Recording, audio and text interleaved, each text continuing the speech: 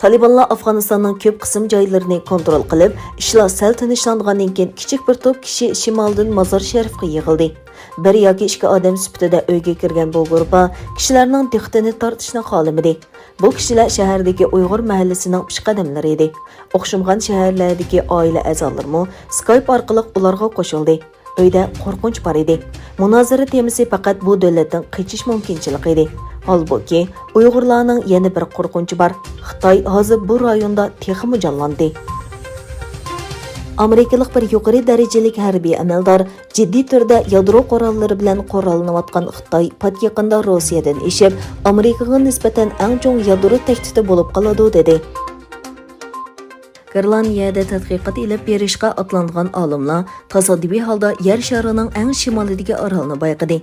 Egillanishicha, bir tadqiqot guruhi avrishga yig'ish uchun 1978-yili bayqalgan va bugunga qadar eng shimoldagi orol deb atalgan Odaoqqa qarab yo'lga chiqqan.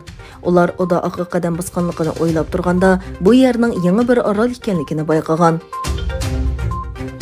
خىتاينىڭ لياۋنىڭ ئۆلكىسى داليەن شەھىرىدە كۆپ قەۋەتلىك bir binoda o't ئاپىتى يۈز bergan.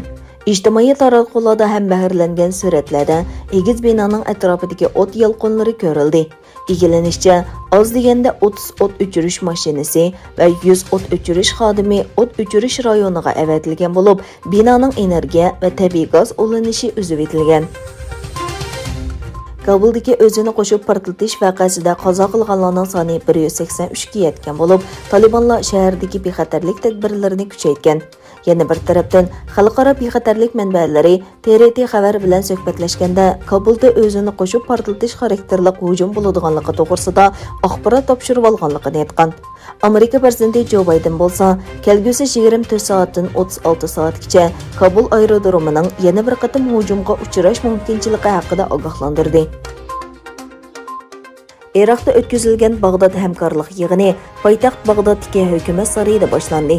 Yig'inga Turkiya tashqi ishlar ministri Çavuşoğlu, Fransiya prezidenti Macron, Qatar amiri El-Sani, Misr prezidenti Sisi, Kuvayt bosh ministri El-Sabah, Iordaniya podshohi 2. Abdullah, Arab birlashma xalifaligining muavin prezidenti va Dubayning amiri El-Maktum, Arab birlashmasining bosh kotibi Abu Gayd, Dengiz qo'ltiqi hamkorlik kengashining bosh kotibi El-Hojirov va Islom hamkorlik tashkilotining bosh kotibi El-Usaymin qatorliqlar qatnashdi.